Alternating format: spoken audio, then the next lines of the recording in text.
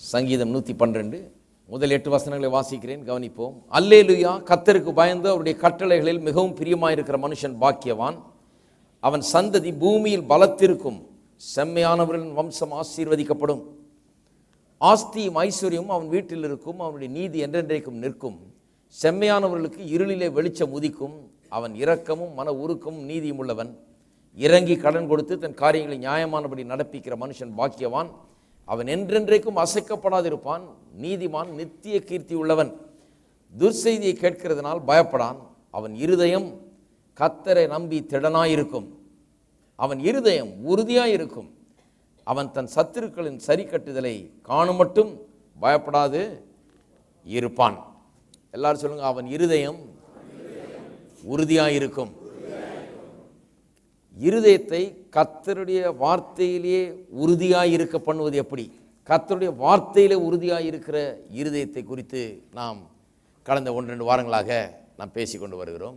இந்த 112வது சங்கீதம் அப்படி கர்த்தருடைய வார்த்தையிலே உறுதியாயிருக்கிற மனுஷனுடைய வாழ்க்கையை பற்றி ஒரு படத்தை நமக்கு தருகிறது. ப்ரோஃபைல்னு சொன்னால் அவனை குறித்த சிறந்த படம். ஒருவேளை இப்போ அவன் அப்படி காட்சி அளிக்காமல் இருக்கலாம், ஆனால் இந்த அளவுக்கு அவன் இருக்கலாம். ஆஸ்தி ஐஸ்வர்யம் தன் வீட்டிலே உள்ளவனாக, பயப்படாதவனாக. துர்ச்செய்தி வந்து கேட்கும்போது கூட எல்லாருக்கும் வேலை போதான், கம்பெனியெல்லாம் மூடுறாங்களாம், எக்கானமியெல்லாம் கீழே போதான், பண வீக்கம் எப்படி மேலே போதான், இப்படியெல்லாம் பல துர்ச்செய்தி வந்துக்கிட்டே இருக்குது பாருங்கள். அவருக்கு சோகம் இல்லையா? இந்த கோழியில் ஏதோ ஒரு நோய் பரவிக்கிட்டு இருக்குதான், எலியில் நோய் பரவிட்டு இருக்குதான், இப்படி துர்ச்செய்திகள் ஏராளம் பாருங்கள். அதான் சொல்லியிருக்கு, துர்ச்செய்தி கேட்கிறதுனால் அவன் பயப்படான். ஏன்னா நல்ல செய்தி நிறைய உள்ளே இறங்கிட்டு இருக்குது. இந்த துர்ச்செய்தியெல்லாம் அவனுக்கு ஒன்றுமே கிடையாது. பாருங்கள், இது ரொம்ப முக்கியம். வாழ்க்கையில் அநேகர் தாங்கள் என்ன கேட்குறாங்களோ அதன் மூலமாக அப்படி இழுக்கப்படுகிறார்கள். அதன் மூலமாக அவர்களுக்குள்ள நடுக்கம், பயம் ஏற்படுகிறது. அலறுகிறார்கள், பயந்து சாகிறார்கள் அவர்கள். இதெல்லாம் நடக்குது. ஏனென்று சொன்னால் அவள் வார்த்தையில் அவருடைய இருதயம் உறுதியாய் இல்லை. இந்த பயம் ஒரு ஆளுக்குள்ளே இருக்குதுன்னு பார்த்தீங்கன்னாலே வார்த்தை உள்ளத்தில் உறுதியாகி இல்லை, இருதயத்தில் உறுதியாகி இல்லை. அதுதான் அர்த்தம். அவங்க அநேக கிறிஸ்தவர்களை கூட நான் பார்த்துருக்கிறேன். ஞானஸ்தானம் பெற்று பரிசுத்த ஆவி எல்லாம் பெற்று ஆவிக்குரிய சபைகளுக்கு கூட செல்லுகிறவர்கள் கூட பார்த்துருக்கிறேன். அநேக நேரத்தில் அவர்கள் கூட பயம் உச்சந்தலிருந்து உள்ளங்கால் வரை நடுங்குகிறார்கள். பயத்தினால் பிடிக்கப்பட்டிருக்கிறார்கள். அந்த பயத்தை போக்குறதுக்கு அவர்களுக்கு எந்த மருந்தும் அவர்களுக்கு கொடுக்கப்படவில்லை. அவர்கள் யாரும் எதுவும் சொன்னது கிடையாது அவர்களுக்கு. ஆகவே வேத வசனம் இன்றைக்கு என்ன சொல்லுகிறது என்பதை எடுத்து காண்பிக்க விரும்புகிறேன். பயப்படாத ஒரு வாழ்க்கை. துர்ச்செய்தியை கேட்குறப்ப கூட நிறைய துர்ச்செய்தி டெய்லி வந்துக்கிட்டே இருக்குது. பயந்துகிட்டே இருக்குன்னா டெய்லி பயந்து பயந்து பயந்து இந்த பயத்திலேயே சாகலாம். வேணும்னா ஒருத்தன் பாருங்க, தண்ணி உள்ள விழுந்தான்னா, விழுந்த உடனே ஐயோ தண்ணியில் விழுந்துட்டோமே, போச்சு அவ்வளோதான், நமக்கு நீச்சலும் தெரியாது ஒன்றும் தெரியாதுன்னு அப்படியே கடந்து செத்தான். பாருங்க, கடைசியில் போய் பார்த்தா தண்ணி வந்து வெறும் இடுப்பளவு தான் இருக்குதான். அவன் விழுந்தவன் வந்து ஐயோ போச்சு தண்ணியில் விழுந்துட்டோமே அப்படின்னு சொல்லி பயத்திலேயே அவன் அப்படியே முடங்கி போய்விட்டான். பயம் அவனை கிரிப்பிள் பண்ணி விட்டது. அப்படியே சேர்த்துருக்கான். இடுப்பளவு தண்ணியில் செத்த ஆளுங்களும் இருக்கிறாங்க. இப்படி பயம்தான் இந்த உலகத்திலே இருக்கிற ரொம்ப பெரிய ஒரு கொடிய நோயாக இருக்கிறது. ஆனால் வேதம் சொல்லுகிறது, இந்த எந்த துர்ச்செய்தியை கேட்கும் போதும், எந்த சம்பவங்கள் நேரும் போதும், அது சுகவீனமாக இருக்கட்டும், வியாதியாக இருக்கட்டும், அல்லது மற்றது ஊர் உலகத்தில் நடக்கிற தீமைகள், கொலைகள், யுத்தங்கள் அப்படிப்பட்டவர்களாக இருக்கலாம், ஒருவேளை பொருளாதாரத்தை குறித்த துர்ச்செய்திகளாக இருக்கலாம். இவையெல்லாம் நம்மை சுற்றி நாம் கேள்விப்படும் போது, இது இப்படி நடக்குதாமே, அப்படி நடக்குதாமே, எல்லாருக்கும் வேலை போதாமே, இந்த கம்பெனி மூடுறாங்களாமே, அந்த கம்பெனி இருக்காதாமே, இதை வித்துடுறாங்களாமே, இதை ஜப்பான்காரங்க வாங்கிடுறாங்களாமே, இதை சைனாக்காரங்க வாங்கிடுறாங்க, இதெல்லாம் கேள்விப்படும் போது, துர்ச்செய்தியெல்லாம் கேட்கும்போது பயப்படாது இருப்பான். எல்லாம் சொல்லுங்க, பயப்படாது இருப்பான். ஏன்னா இவன் விசுவாசி. விசுவாசம் பயமும் நேர் எதிரான சக்திகள்.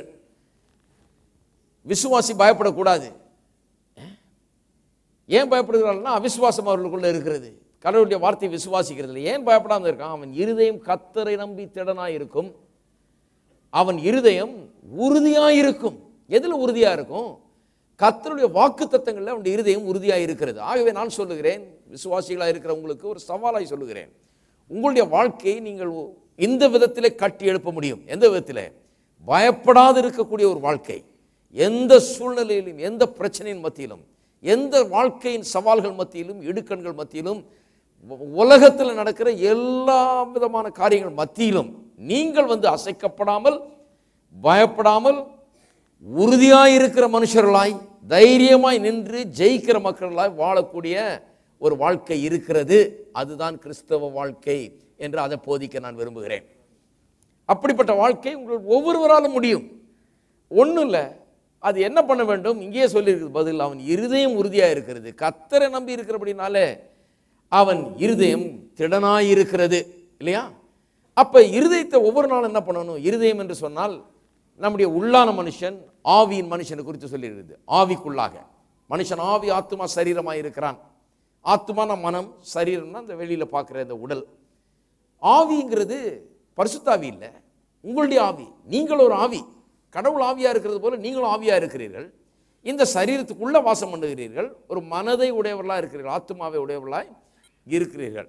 அப்போ நீங்கள் ஒரு ஆவி. ஆக்சுவலாக வெளியில் பார்க்குற சரீரம் இல்லை. நீங்கள் இந்த சரீரத்தை உடையவர்களாக இருக்கிறீங்க, அல்ல சரீரத்துக்குள்ளே இருக்கிறீங்க.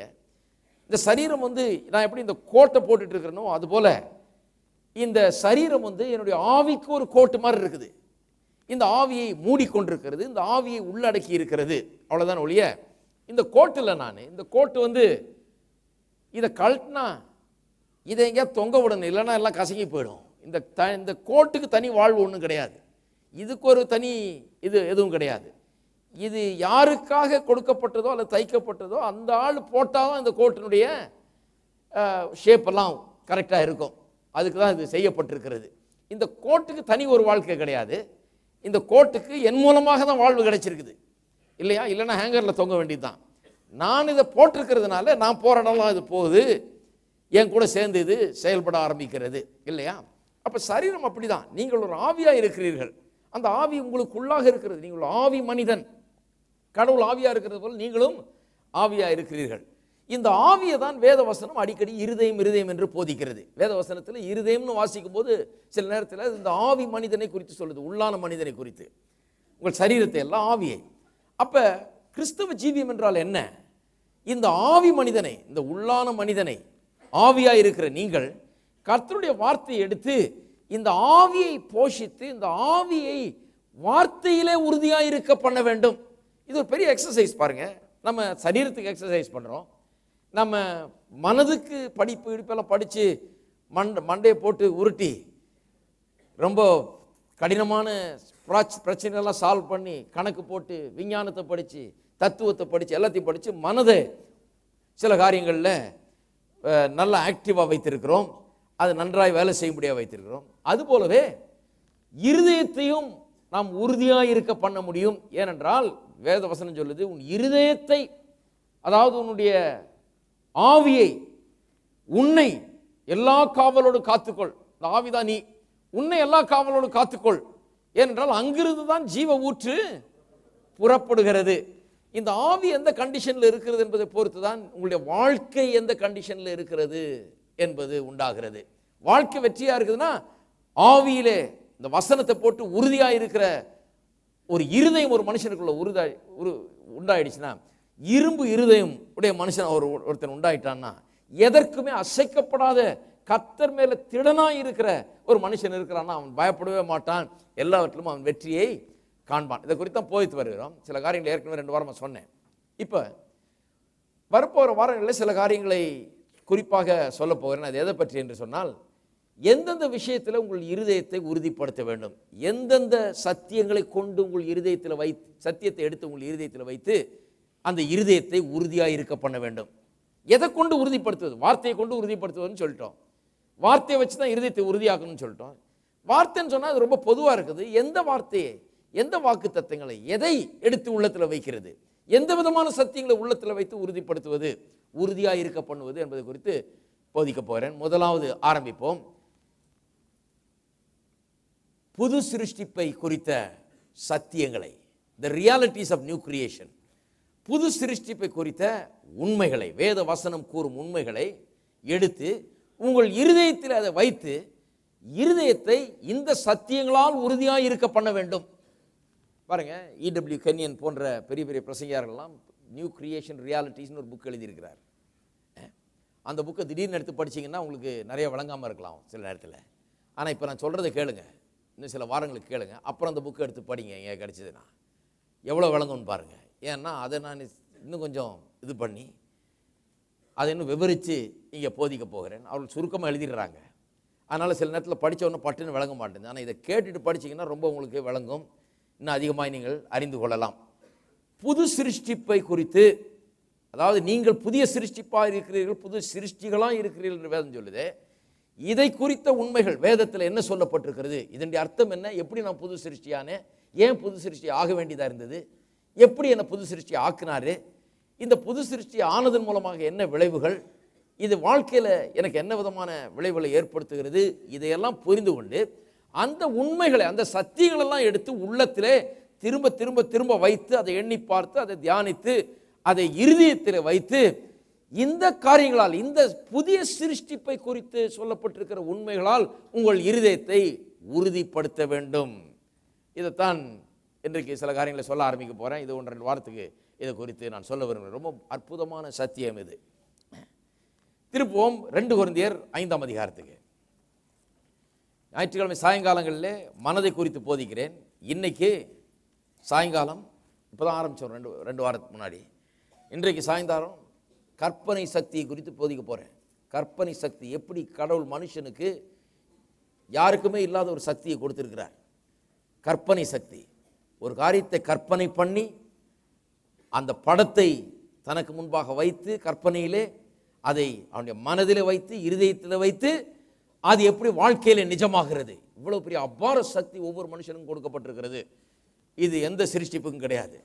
இதை பற்றிலாம் போதிக்க போகிறேன். இது சிலதெல்லாம் இங்கேயும் தொடுவோம், ஏன்னா ஒன்றோடு ஒன்று சம்பந்தப்பட்டிருக்கிறது. ஆனால் அதை விவரமாக சாயங்காலங்களில் மனதை குறித்து போதிக்கிறேன். தவற விட்டு விடாதீர்கள். ரொம்ப ஆசீர்வாதமாக உங்களுக்கு வாழ்க்கையை மாற்றக்கூடியதாக இருக்கும். மனம் புதிதாகிறதை குறித்து பேசி கொண்டிருக்கிறேன். வாழ்க்கை புதிதாகணுமா, வாழுகிற விதம், கிறிஸ்தவ விசுவாசிகளுக்கு சொல்கிறேன், இயேசுவை ஏற்றுக்கொண்டு ரட்சிக்கப்பட்ட பிறகு வாழ்க்கை இன்னும் பழையபடி தாங்க இருக்குது, அதே கஷ்டம்தான், அதே இதுதான், அதே தோல்வியில் தான் இருக்கிற அப்படின்னு சொன்னால் அந்த வாழ்க்கை மாறுவதற்கு மனம் புதிதான வாழ்க்கை மாறும். மனம் புதிதான வாழ்க்கை புதிதாக மாறும். Change your mind and you will change the world. கிறிஸ்தவ விசுவாசிகள் இயேசுவை ஏற்றுக்கொண்ட பிறகு உங்களுடைய மனதை மாற்றும் போது தான் உங்களுடைய உலகம் மாற ஆரம்பிக்கிறது. இதை சாயங்காலம் கேளுங்க. கற்பனை சக்தியை குறித்து இன்றைக்கி பேச போகிறேன். பட் 2 கொரிந்தியர் 5ஆம் அதிகாரத்துக்கு இருப்போம். 16ஆம் வசனத்திலிருந்து வாசிப்போம். ஆகையால் இது முதற்கொண்டு நாங்கள் ஒருவனையும் மாம்சத்தின்படி அறியோம். நாங்கள் கிறிஸ்துவையும் மாம்சத்தின்படி அறிந்திருந்தாலும் இனி ஒருபோதும் அவரை மாம்சத்தின்படி அறியோம்.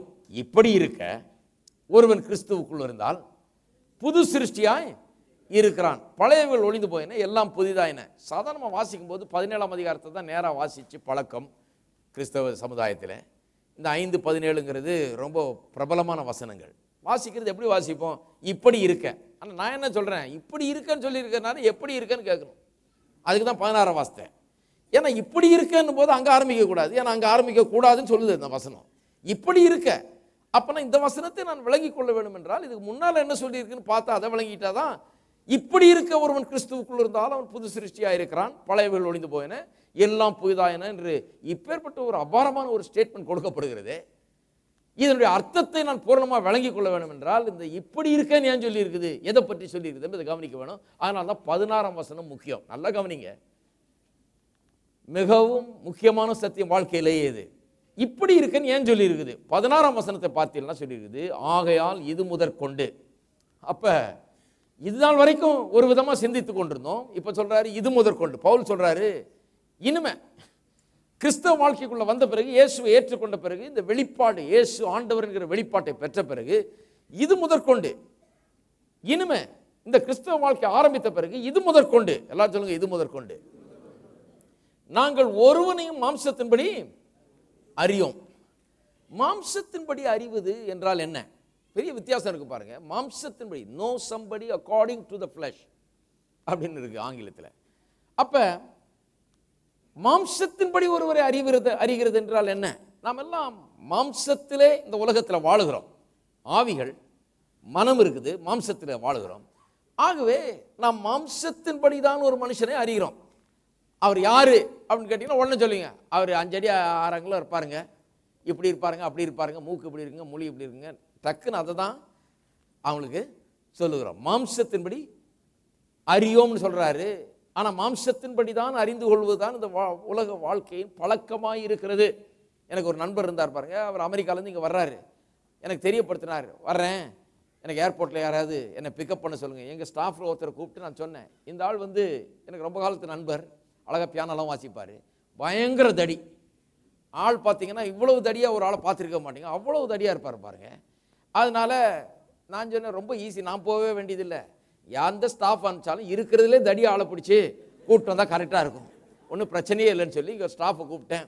அவர்கிட்ட சொன்னேன், பிரதர் நீங்கள் போயிட்டு அவரை கூப்பிட்டு வாங்க, ஒன்றும் பிரச்சனையே இல்லை. ஏன்னா இவருக்கும் சரியாக இங்கிலீஷ் தெரியாது பாருங்கள், அங்கே போய் பேசிகிட்டு இருக்க முடியாது, டக்குன்னு ஆளை பிக்கப் பண்ணிட்டு வரணும். ஒன்றும் இல்லை, அந்த பிளேனில் யார் தடியாக இருக்கான்னு பாருங்கள்.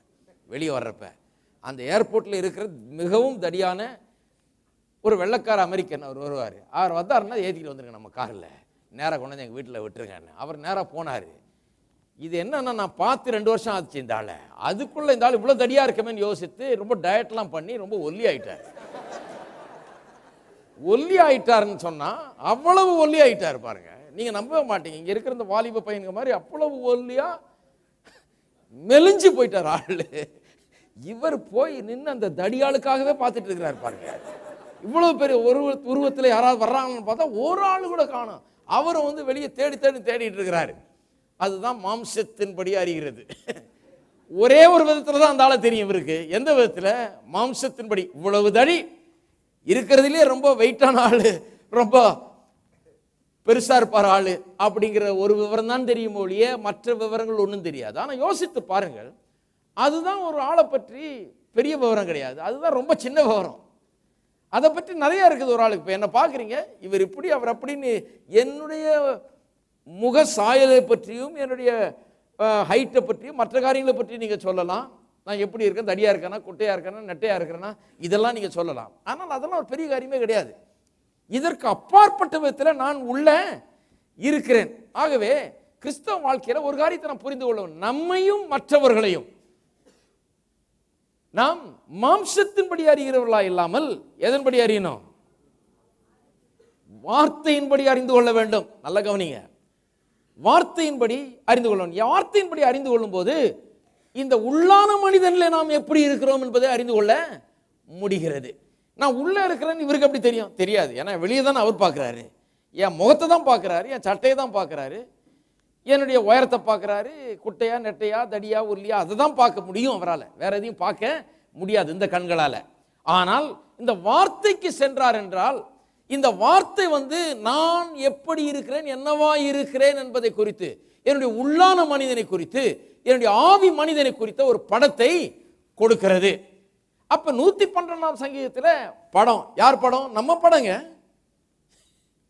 ஸ்டுடியோவில் போய் போட்டோ எடுக்கும்போது எப்படி போவீங்க? பரட்ட தலையோட போக மாட்டீங்க. படம் எடுத்துகிட்டு வந்தாலும் அப்படியே போய் உட்காந்துட்டு இருக்க மாட்டோம். போட்டு சூட்டு கட்டெல்லாம் போட்டு டையெல்லாம் போட்டு நல்லா பவுடர்லாம் அடித்து தலைகளெல்லாம் ஒழுங்காக ஒரு முடி கூட அப்படி இப்படின்னு இல்லாமல் ரொம்ப பர்ஃபெக்டாக சீவி எல்லாம் பண்ணி அங்கே போய் ஜிபியும் கண்ணாடி எல்லாத்தையும் பார்த்து எல்லாம் அங்கேயும் டச்சப் எல்லாம் பண்ணி அதுக்கப்புறம் ஃபோட்டோ எடுத்தப்ப போனது வந்ததெல்லாம் கொஞ்சம் அவன் டச்சப் பண்ணி கொடுப்பான். இவ்வளோ வேலை பண்ணுறோம் இல்லையா? ஏன்னா பர்ஃபெக்ட் பிக்சராக இருக்க வேணும் என்று சொல்லி 112வது சங்கீதம் உங்களையும் என்னையும் குறித்த பர்ஃபெக்ட் பிக்சர். எந்த அப்பளுக்கு மற்ற பிக்சர். ஆஸ்தியும் ஐஸ்வர்யம் வீட்டில் தங்கும், அது என் பிக்சர். துர்ச்செய்தியை கேட்டாலும் அவன் பயப்படாதிருப்பான், என்னுடைய பிக்சர். இருதயம் கத்தரிலே கத்தரை நம்பி திருடனாயிருக்கும், அது என்னுடைய பிக்சர். அசைக்கப்படாதிருப்பான், அது என்னுடைய பிக்சர். அவன் நித்திய கீர்த்தி உள்ளவனாய் விளங்குவான், அது என்னுடைய பிக்சர். பாருங்க, இது எந்த பிக்சரை வந்து நீங்க எங்கேயும் கேட்க முடியாது. உங்க அம்மா அப்பாட்ட கேட்டீங்கன்னா கூட நீ சரியான மக்கு, நீ எதுக்கு உதவுவாங்க, அதுதான் பிக்சர் அவங்க மைண்ட்ல இருக்கிறது. அப்ப அந்த பிக்சரின் படி போக முடியாது. நீங்க சில நேரத்தில் அவங்க சரியா சொல்லி தர்றது இல்லை பாருங்க. அவங்க வெறுப்புல இருக்கிறாங்க, அவங்களுக்கு அப்பா மேல கோவம், அப்பாவுக்கு அம்மா மேல கோவம், இல்ல அவங்க ஏதாவது சொந்தக்காரங்க மேல கோவம், ஏதாவது ஒன்றத்தை மனசுல வச்சுக்கிட்டு நீ வேற என் உயிரை வாங்குறியம்பாங்க. அதுதான் அவங்க பிக்சர். நீ வேற ஒரு பெரிய பாரமா இருக்கிறிய, அது அவங்க பிக்சர். ஆனால் கர்த்தருடைய வார்த்தைக்கு செல்லும் போது பாருங்க, அவங்க எல்லாம் வெளியே தான் பார்க்குறாங்க. நீங்க படிச்சிருக்கீங்களா, படிக்கலையா, நல்ல சம்பளம் வாங்குறீங்களா இல்லையா, நீங்க எவ்வளவு கொண்டு வரீங்க வீட்டுக்கு, என்ன செய்தீங்க, என்ன செய்யல, இப்படி வெளிப்புறமான காரியங்களை தான் அவர்கள் பார்க்கிறார்கள் இல்லையா? ஆனால் ஆவிக்குரிய பெற்றோர் தான் எதை பார்ப்பாங்க? இந்த 112ஆம் சங்கீதத்தில் இருக்கிற இந்த பெர்ஃபெக்ட் பிக்சரை பார்ப்பார்கள். இந்த பெர்ஃபெக்ட் படத்தை பார்த்து, பூரணமான இந்த படத்தை பார்த்து, அந்த படத்தின் மூலமாக உங்களை அவர்கள் அறிந்திருப்பார்கள். அப்போ உங்க பிள்ளைகளை நீங்க பார்க்கும்போது எப்படி பார்க்கணும்? ஆஸ்தியும் ஐஸ்வர்யம் இவனுடைய வீட்டிலே இவளுடைய வீட்டிலே தங்கும், பயப்படாதிருப்பான், அசைக்கப்படாதிருப்பான், உறுதியாயிருப்பான். இப்படி பார்க்க வேண்டும். ஆனால் அப்படி பார்க்கறது இல்லை. நாம மாம்சத்தின்படி தான் அறிகிறோம். இப்ப விளங்குதா என்னன்னு? இது முதற்கொண்டு நாங்கள் ஒருவனையும் மாம்சத்தின்படி அறியோம்னு என்ன அர்த்தம்? இனிமே ஒரு ஆளை பார்த்து வெளிப்புறத்தில் நாங்க பார்க்கறத வச்சு கணக்கு போடுறது இல்லை. அவன் ஏழையா இருக்கானா, பணக்காரனா இருக்கானா, உயரமா இருக்கானா, குள்ளமா இருக்கானா, அவன் நல்லவனா கெட்டவனா என்ற வெளிப்புற தோற்றத்தை வைத்து நாங்கள் இனி பேசுறதில்லை அப்படிங்கிறாரு. இனி முதற்கொண்டு மாம்சத்தின்படி நாங்கள் ஒருவனையும் அறியோம். அப்ப எப்படிதான் அறிய போறாங்க? மாம்சத்தின்படி அறியோம் சொன்னா வார்த்தையின்படி அவர்கள் அறிய போகிறார்கள். பாருங்க சொல்றாங்க, ஒரு உதாரணத்தை, நாங்கள் கிறிஸ்துவையும் மாம்சத்தின்படி அறிந்திருந்தாலும், கிறிஸ்துவையும் மாம்சத்தின்படி அறிந்திருந்தாலும், கிறிஸ்துவை பார்த்திருக்கிறோம், சீஷர்கள்லாம் அவரோட கூட இருந்தவங்க பார்த்திருக்கிறாங்க. யோவான் சொல்லுகிறார், நாங்கள் அவரை தொட்டு பார்த்தோம், அவரோட தங்கி இருந்தோம், அவர் போற இடங்கள்லாம் போயிருக்கிறோம், அவருடைய அற்புதங்களை பார்த்தோம், எல்லாம் பார்த்தோம். ஆனால் அவரை மாம்சத்தின்படி அறியாமல், அறிந்திருந்தாலும் இனி ஒருபோதும் அவரை, யாரை? கிறிஸ்துவை இனி ஒருபோதும் மாம்சத்தின்படி அறியோம். அப்படின்னா என்ன அர்த்தம் பாருங்க. இன்னைக்கு திடீர்னு ஒரு ஆள் வந்து சொல்றாருன்னு வைங்க, ஐயா நான், அல்லது இங்க சாட்சி சொல்றாங்கன்னு வைங்க, யாராவது வந்து, நான் நேற்று இரவு இயேசுவை என்னுடைய தரிசனத்திலே நான் கண்டேன். பாருங்க, அந்த கூட்டத்தில் மேலூரில் ஒரு பையன் வந்து சாட்சி சொன்னான். பயத்தினாலும் நடுக்கத்தினாலும் பிடிக்கப்பட்டிருந்தான். சொல்றான், சின்ன வயசுலேருந்தே எதை கண்டாலும் பயம், நடுக்கம், அப்படியே அலறுவேன், அப்படியே கிரிப்புள் பண்ணிடும் என்ன அந்த பயம். ஒன்றுமே செய்ய முடியாதுங்க, அப்படியே நடுங்கிட்டே இருப்பேன், எதை கண்டாலும் பயம், போக முடியாது, வர முடியாது, படிக்க முடியாது, ஒன்றும் எல்லாம் கெட்டு போச்சு என் வாழ்க்கையில். இந்த பயத்தினாலே எல்லாம் கெட்டு போச்சு. என்னப்பா ஆச்சுன்னு நீங்கள் வந்து கூட்டத்தில் வந்து கலந்துக்கிட்ட பிறகு என்ன ஆச்சு? ஒவ்வொரு நாளும் நீங்கள் பிரசங்கிக்கும் போது, ஜெபம் பண்ணும்போது, இந்த சிலுவையை, அந்த சிலுவை காட்சியை இந்த மேடையில் நான் கண்டு கொண்டிருந்தேன். இயேசு சிலுவையில் தொங்குகிறார், அங்கே ரத்தம் வடிகிறது, அவர் அங்கே கோர மரணத்தை எனக்காக அனுபவித்தார். நீங்கள் சொல்லும் போதெல்லாம் அப்படியே என் கண்ணில் பார்க்கறது போல தரிசனம் மாதிரி பார்த்தேங்க. எனக்கு பயத்தில் நல்ல விடுதலை உண்டாயிடுச்சு. 2 நாளாக அதான் பார்த்துட்டு இருக்கேன். இந்த மேடையை பார்க்கும் போதெல்லாம் அந்த காட்சியை தான். என்ன அற்புதம் பாருங்க. நான் தான் அந்த மேடையில் நின்னேன், எனக்கு ஒன்றும் தெரியல, ஆனால் அவனுக்கு தெரியுது. ஏன் என்று சொன்னால், அந்த தரிசனம் எங்கிருந்து வந்தது? அவனுக்கு வந்து நான் பிரசங்கிக்கிற பிரசங்கம் கிறிஸ்துவை மாம்சத்தின்படி பிரசங்கிக்காமல், அவர் கல்வாரி சிலுவையில் பாட்ட பாடுகள், அதனுடைய அர்த்தம், அது யாருக்காக, எவருக்காக, அது என்றைக்கு எப்படி நம்மை வாழ வைக்கிறது, எதற்காக ரத்தம் சிந்தினார், எதற்காக அந்த கோர மரணம், இதெல்லாம் நான் விவரித்து சொல்லுகிற போது அவனுக்கு அதை குறித்த சத்தியங்கள் அவனுக்கு தரிசனமாக கொடுக்கப்படுகிறது. அவன் அதை பார்த்துருக்கிறான். உடனே நம்ம ஆளுங்க என்ன பண்ணுவாங்க, அங்கே 4 கிறிஸ்தவங்க இருந்தாங்கன்னா அப்படி பண்ணியிருப்பாங்க. பிரதர், இயேசுவை பார்த்தேன் நீங்களே தொங்குறத, தாடி எவ்வளோ பெருந்திருக்கு, நல்ல நீள தாடியா, எவ்வளோ பெருசு இருக்கும், கிட்டத்தட்ட எவ்வளோ பெருசு இருக்குமா, நல்லா அடர்த்தியா இருந்ததா, நீளமா இருந்ததா, வெட்டி இருந்தாரா, டிசைன் பண்ணியிருந்தாரா, அவர் என்ன உயரா இருப்பார் பிரதர் அப்படிம்பாங்க.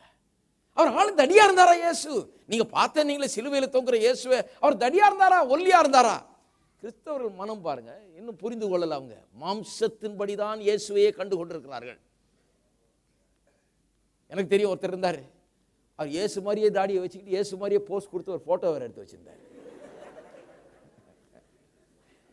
அப்படியே இயேசு மாதிரியே ஆளும் ஜோரா இருப்பார் பாருங்க. அப்படியே எல்லாரும் இதை பார்த்துட்டு அவர் ஏதோ எடுத்திருக்கிறாரு ஒரு ஆசையில். அவர் ஏற்கனவே அவர் நல்லா ஆள் பார்க்கறதுக்கு அப்படி இருப்பார் அவர் ஒரு அளவுக்கு. ஆனால் இதை பார்க்குறவங்கலாம் அப்படியே இயேசு மாதிரியே இருக்கிறார். அவர் பிரசங்கம் போது அப்படியே இயேசு பிரசங்கம் பண்ணுற மாதிரியே இருக்குது. மாம்சத்தின்படி அறிகிறார்கள். கூட்டத்தில் உட்காந்துக்கிட்டு சத்தியத்தை கவனிப்பதில்லை, சத்தியத்தை குறித்த விளக்கங்களை கவனிப்பதில்லை, இதை குறித்த வெளிப்பாட்டை அடைவதில்லை, பெற்றுக்கொள்வதில்லை. ஒரு ஆளை பார்த்துட்டு இந்த ஆளுடைய தாடியையும் அவர் அலங்காரமான ஒரு இது போட்டிருப்பார் பாருங்க, உடை போட்டிருப்பார், அவ்வளோ ஜோராக இருக்கும். அது அப்படியே சும்மா பிரதான ஆசாரியரோட மாதிரி இருக்கும். அப்படியே அவர் வந்தாலே அப்படியே கிளுகிழுக்குதுங்க, அப்படியே இயேசுவே வந்துட்டா மாதிரி இருக்கு. இதுதான் மாம்சத்தின்படி ஒருவனை அறிகிறது. இருக்கீங்களா? ஒருத்தர் சொன்னார், நான் மீசை வச்சுருந்தேன் பாருங்க, சில நேரத்தில் கொஞ்சம் நல்லா நீளமாக வச்சுருப்பேன், நல்லா முறுக்கிட்டு இருப்பேன், சில நேரத்தில் இப்படி தொங்க விட்டுட்டு இருப்பேன், என்னத்தையா பண்ணிட்டு இருப்பேன். மீசை இல்லாமல் இருந்ததில்லை, இப்போ தான் கொஞ்ச நாளாக இல்லை, மீசை வச்சுட்டு இருப்பேன். அது ஒரு பிரசங்கியாக இருப்பாருங்க, நம்ம நண்பர் தான் அவரும். அவர் ஒரு பந்தோபஸ்து பிரசங்கியார், நமக்கு நெருங்கிய நண்பர். அவர் சொல்லிட்டே இருப்பார், ஐயா என்னையா மீசை இப்படியே போய்கிட்டே இருக்குது, அப்புறம் இப்படி கீழே தொங்குது, மேலே தூக்குது, எல்லாம் இருக்குது அப்படிம்பாரு. நான் மீசை எடுத்த உடனே அவருக்கு ரொம்ப சந்தோஷம். ஒரு நாள் திடீர்னு வந்தார் இங்கே வந்து, ஐயா இப்போதான் தேவனுடைய மகிமையே உங்களை காணுகிறேன், மகிமையே உங்களை பார்க்குறேன்றாரு. அப்படியே இப்போதான் இருக்குதுன்றாரு. அவருக்கு பாருங்க இந்த மீசை வந்து தேவனுடைய மகிமையை எப்படி மறைக்க முடியும்? ஆனா அவர் வந்து மீசையை தான் பார்க்கிறார் ஒழிய தேவனுடைய மகிமையெல்லாம் அவர் பார்க்கல. மீசை இல்லாத பிரசங்கியார், தேவனுடைய மகிமை உள்ள பிரசங்கியார். அவங்க ஊர்ல மீசை வச்சு பிரசங்கம் பண்ண முடியாது. அதனால அவர் சொல்றாரு, மீசை இல்லைன்னா ரொம்ப அப்படியே மகிமையா இருக்கிறீங்க, இப்போ தேவனுடைய மகிமை அப்படியே பிரகாசிக்குது உங்களை. முன்ன அப்படியே இந்த மீசை வந்து, இந்த அற்ப மீசை வந்து அதை மறைச்சிட்டு. இதுதான் மாம்சத்தின்படி ஒரு மனுஷனை அறிய. அப்ப நான் இவ்வளவு சத்தியங்களை பேசுறேன், இவ்வளவு ஆழமான காரியங்களை எடுத்து வேத வசனத்திலிருந்து விடுதலையாக்கும் சத்தியங்களை சொல்லிக்கிட்டு இருக்கேன். அது கொஞ்சம் கூட கவனிக்கிறதே இல்லை இந்த மனுஷன். உட்காந்துக்கிட்டு ஒரு மீசை ஏன் அப்படி இருக்குது, ஒரு பிரசங்கியார் மீசை வைக்கலாமா, இதுக்கு இவ்வளவு பெரிய மீசை தேவையா, இது இப்படி வச்சா நல்லா இருக்குமா, அப்படி வச்சா இதை வலிச்சுட்டா நல்லா இருக்குமா, இதைத்தான் யோசிச்சுட்டு இருக்கிறாரு ஒழிய வேற ஒன்றும் யோசிக்கிறது இல்லை. அதைத்தான் சொல்லி இருக்குது, மாம்சத்தின்படி நாங்கள் இனி ஒருவனையும் அறியோம். இருக்கீங்களா? அப்படிதான் ஒரு ஆள் பண்ணிட்டு இருந்தாராம் பாருங்க. ஆண்டவரே உம்முடைய காயங்கள், கர்த்தாவே உம்முடைய முதுகுல ஏற்பட்ட காயங்கள், ஐயோ அந்த கல்வாரியில உம்முடைய முதுகுல எப்பேற்பட்ட கர்த்தர் வாய மூடு அப்படின்னா, அது ஜெபம் இருக்கும் போது கத்த சொல்றான் வாய மூடுப்பான்னு. ஏன் காயங்கள்லாம் 2000 வருஷம் ஆச்சு ஆறி போய்.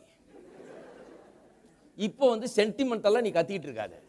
ஆண்டவரே உம்முடைய காயங்கள், ஆண்டவரே உம்முடைய தழும்புகள், ஆண்டவரே இந்த ரத்தம் வடிகிறது, அழுகாதையா நேரம். இதே பண்ணி பண்ணி பழக்கமா இருக்கு பாருங்க. அவருக்கு ஆச்சரியம், என்னடா ஆண்டவரே வேணான்றாரு. இதெல்லாம் அழுகாதே நீ, 2000 வருஷம் ஆச்சு இது காஞ்சி, எல்லாம் சரியா போச்சு, நீ ஏன் அழுதுட்டு இருக்கிற? நீ இப்ப என்ன பண்ணணும், அந்த காயங்கள் உன்னை சரீரத்திலே உன்னை குணமாக்கும் தழும்புகள் என்பதை விளங்கி கொள்ளியா அப்படின்னாலும். ஆண்டவரே என்னை குணமாக்குகிற உன்னுடைய தழும்புகளுக்காக ஸ்தோத்திரம். எனக்காக காயப்பட்டீர், என்னுடைய அக்கிரமங்களுக்காக நீர் அடிக்கப்பட்டீர், என்னுடைய நோய்களையும் என்னுடைய வேதனைகளையும் கல்வாரி சிலுவையிலே சுமந்தீர். என்னுடைய நோய் அந்த அடியில அடங்கி இருக்கிறது. அந்த காயங்கள், அந்த தழும்புகள் என்னை குணமாக்கும் தழும்புகளாய் இருக்கிறபடினாலே உமக்கு ஸ்தோத்திரம் ஆண்டவரே. உம்முடைய தழும்புகளுக்காக உமக்கு ஸ்தோத்திரம். நீர்ப்பட்ட காயங்கள் என்னை இன்றைக்கும் உச்சந்தலையிலிருந்து உள்ளங்கால் வரை குணமாக்குகிற தழும்புகளாய் இருக்கிறதேன்னு சொல்லி கர்த்தரை ஸ்தோத்திரிச்சா, கர்த்தர் அதுல பிரியமா இருக்கிறார். இந்த சென்டிமெண்டல் கேம் எல்லாம் கர்த்தருக்கு பிடிக்காது பாருங்க. இந்த கிறிஸ்தவம் ஃபுல்லா அந்த சென்டிமெண்டல் கேம்ல தான் இருக்கிறாங்க. ஆண்டவரே பரலோகம் பார்த்துட்டு என்னத்தை பண்றதுன்னு என்னைக்குதான் விளங்கும். என்ன அதுதான் வேத வசனத்தை வாசிக்கணும் சொல்றாரு. ஆகையால் இது முதற்கொண்டு நாங்கள் சொல்றாரு, நாங்களாம் வெளிப்பாடு மனுஷர் இல்லையா, நாங்கள் இதெல்லாம் வெளியில் ஆள் எப்படி இருக்கிறான்றது முக்கியமே கிடையாது. இது முதற்கொண்டு இப்போ வித்தியாசமா நாங்கள் பார்க்குறோம். இது முதற்கொண்டு ஆள் நெட்டையா குட்டையா பிரச்சனை கிடையாது, தடியா மெல்லிசான்னு பிரச்சனை கிடையாது இல்லையா. இது முதற்கொண்டு இந்த ஆள் என்ன ஜாதி, என்ன குலம், என்ன கோத்திரம், என்ன இனம், இதெல்லாம் ஒரு பிரச்சனை கிடையாது. இது முதற்கொண்டு அதெல்லாம் கிடையாது. இது முதற்கொண்டு எப்படி நாங்கள் மாம்சத்தின்படி ஒருவனை அறிவோம். அப்படி எப்படிதான் அறிவோம்? ஒருவன் கிறிஸ்துவுக்குள் இருந்தால் அவன் புது சிருஷ்டியாயிருக்கிறான், பழையவைகள் ஒளிந்து போயின, எல்லாம் புதிதாயின. என்ன ஒரு காட்சி பாருங்க. இந்த காட்சியை பார்க்கிறீர்களா? பழையவைகள் எல்லாம் ஒளிந்து போயின, எல்லாம் புதிதாயின என்கிற காட்சி கிறிஸ்தவர்களாகிய உங்களுக்கு மனதுக்கு முன்பாக தினந்தோறும் நிற்கிறதா? நீங்கள் உங்களை காணும் போதும் மற்ற விசுவாசிகளை காணும் போதும் எதை காண்கிறீர்கள்? மாம்சத்தின்படி அறிகிறீர்களா அல்லது இந்த வார்த்தையின்படி அவர்கள் உள்ளே ஆவியில எப்படி இருக்கிறார்கள் என்கிறத அறிகிறீர்களா? மாம்சத்தின்படி அறிகிறீர்களா அல்ல ஆவியின்படி அறிகிறீர்களா? இந்த வார்த்தையை கொண்டு தேவ ஆவியானவர் உங்களுக்கு வெளிப்படுத்துகிற சத்தியத்தின்படி ஒரு மனுஷனை அறிகிறீர்களா அல்லது மாம்சத்தின்படி அறிகிறீர்களா? பிரசங்கியார்கள் கூட சில பிரச்சனை தான் பாருங்க. பிரசங்கியார்கள் கூட இதை நாங்கள் விளங்கிக்கிறது இல்லை. நான் அந்த காலம் நினைச்சேன், பிரசங்கன்னா எந்திரிச்சு திட்டுன்னு ஜனங்களை என்னென்ன தப்பு பண்ணுறான்னு பார்த்து போட்டு சவுக்கால் அடித்த மாதிரி வந்த உட்கார்ந்த நிமிஷத்துலேருந்து போகிற நிமிஷம் வரைக்கும் நீ உருப்படியாக்கும் இதாக்கும், நீ பரவும் போவியா, நீ வந்தால் அவர் வந்தால் ஒருவர் எடுத்துக்கொள்ளப்படுவார், இன்னொருத்தர் விடப்படுவார், நீ தான் விடப்படுற கும்பலை சேர்ந்தவன், நீ போவியாக்கும் இது செய்வியாக்கும் இப்படி போட்டு திட்டி அவனை போட்டு கசக்கி புழிஞ்சு அவனை ஒன்றும் இல்லாமல் ஆக்கி அவனை குறையெல்லாம் சொல்லி கண்ணை மூடு, உன் குறையெல்லாம் கத்துறவனை காமிக்கிட்டுமாக்கும், கண்ணை மூடினா உன்னுடைய இருள் உனக்கு தெரியும், உன்னுடைய அசிங்கம் உனக்கு புரியுமாக்கும், உனக்கு உள்ளே இருக்குன்னு என்னன்னு தெரியுமாக்கும். இப்படி சொல்லி மனுஷனை உள்ளே வந்தப்போ அவன் நல்லா வந்தான், போகிறப்ப அவனுக்கு இல்லாத பாரத்தை தலைமையில சுமத்தி அனுப்புகிறோம். ஏனென்று சொன்னால் ஒரு மனுஷனை மாம்சத்தின்படி தான் அறிகிறோம். கோயிலில் வந்து உட்கார்ந்த உடனே எனக்கு ஞாபகம் இருக்குது, அந்த காலத்தில் ஒரு பையன் பாவம் நீளமுடி வச்சு உட்கார்ந்தாருன்னா அந்த பிரசங்க யாரு, அந்த நீளமுடி தான் அன்றைக்கி பிரசங்கம். நான் நினைக்கிறது வேறு பிரசங்கம் தயார் பண்ணிட்டு வர்றது இல்லையோ, இப்படியே நோட்டம் பார்த்து யாரை நீ அடிக்கலான்னு பார்க்குறது. அவன் பாவம் யாரோ வந்திருக்கான் ஒரு ஆசையாக வந்து, அவன் இப்போ ஃபாரினர் பாருங்க, ஒரு சைனாக்காரன் வந்து உட்காந்துருக்கார் ஆசையா, அவரை போட்டு நிமித்தி விட்டாச்சு அன்னைக்கு. அதை விட முடியே வெட்டி விட்டுருக்கலாம். அவ்வளோ பிரசங்கத்தை ஒரு நாள் பிரசங்கத்தை அந்த முடியில வேஸ்ட் பண்ணி நாங்கெல்லாம் போய் உட்காந்து 1 மணி நேரம் அந்த பிரசங்கத்தை கேட்டு அந்த டைம் வேஸ்ட் பாருங்க, நேரம் வேஸ்ட், எல்லாம் வேஸ்ட். எதுக்கு பஸ் எடுத்து கோயிலுக்கு போய் உட்காந்து அங்கே பாட்டு பாடி ஒரு பிரசங்கத்தை பண்ணுவாங்கன்னா, இந்த ஒரு ஆள் முடி வச்சுட்டு வந்ததுனால மீதி பேரெல்லாம் போட்டு கசக்கி புழிஞ்சு எடுத்தாங்க. இதுதான் மாம்சத்தின்படி அறிகிறது. ஆனால் நான் ஒன்றை கற்றுக்கொண்டேன் ரொம்ப காலத்துக்கு முன்னாடியே. நான் கூட அப்படி நினைச்சது உண்டு பாருங்க, ஏன்னா அந்த மாதிரி பின்னணியிலேருந்து வந்தவன். ஆனால் ரொம்ப காலத்துக்கு முன்னாடியே ஒன்று கற்றுக்கொண்டேன், மனுஷர்களை மாம்சத்தின்படி காணக்கூடாது.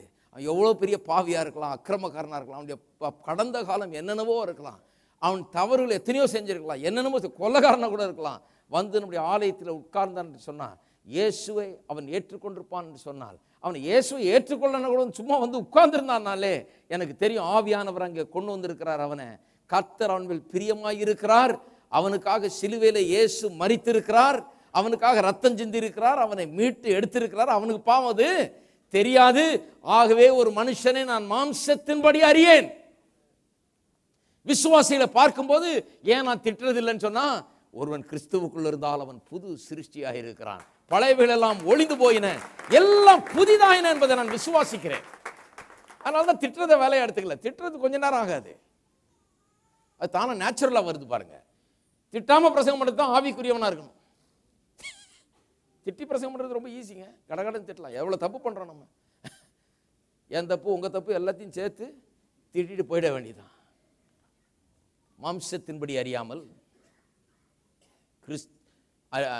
ஆகையால் இது முதற்கொண்டு நாங்கள் ஒருவனையும் மாம்சத்தின்படி அறியோம். எல்லாரும் சொல்லுவோம், இது முதற்கொண்டு நாங்கள் ஒருவரையும் மாம்சத்தின்படி அறியோம்.